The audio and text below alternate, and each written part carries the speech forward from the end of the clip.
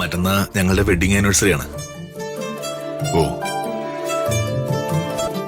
ഈ ടെൻഷൻസിന്റെയും 100 കൂട്ടം ചിന്തകൾക്കും ഇടയിൽ ഞാനതങ്ങ് മറന്നുപോയി ശേഖര.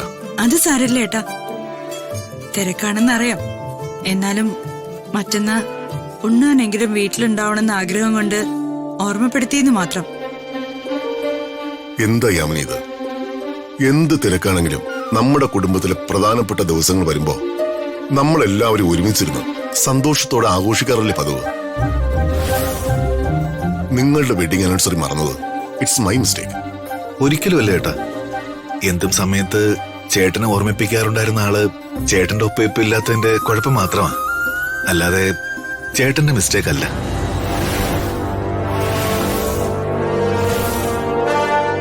അതിനെക്കുറിച്ച് ഇപ്പൊ നമുക്ക് വീണ്ടും സംസാരിക്കേണ്ടതുണ്ടോ ശേഖര? നിന്റെ വിഷമം എനിക്ക് മനസ്സിലാവും ശേഖര. നീ നോക്കിക്കോ, കുറച്ചു സമയം കൂടി ദീപകിന് കൊടുത്താ അവൻ രാജുവിനേക്കാൾ കേമനാണെന്ന് തെളിയിക്കും. യാമിനി, വിവാഹ വാർഷികം നമുക്ക് ആഘോഷാക്കി കളയാം, എന്താ? അതെ, യാമിനി പറയും ഇത്തവണ എന്ത് സമ്മാനോ വേണ്ടത്? യാമിനി, പ്രതാപൻ ചോദിച്ചത് കേട്ടില്ലേ? എന്തെങ്കിലും ആഗ്രഹം നിനക്കുണ്ടെങ്കിൽ അത് പറയ്. പുതിയ ബംഗ്ലാവോ കാറോ എന്താന്ന് വെച്ചാ ചോദിക്കേ. ചേട്ടാ, അത് യാമിനിക്കൊരു ആഗ്രഹമുണ്ട്. എന്താണെങ്കിലും പറയൂ യാമിനി. യാമിനിയുടെ ആഗ്രഹം എന്താണെങ്കിലും ഞാനത് സാധിച്ചിരും. യാമിനി പറയേ. പ്രതാപേട്ട, അത് എനിക്ക് പ്രതാപേട്ടൻ ദേഷ്യപ്പെടരുത്. ഏയ് ഇല്ലെന്നേ.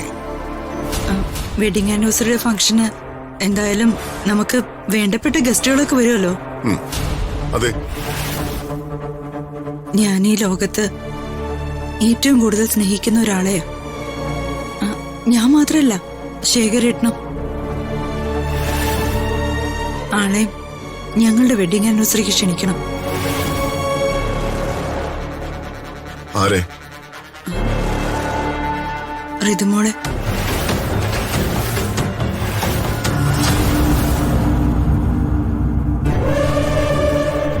എന്താ യാമിനി ഇത്?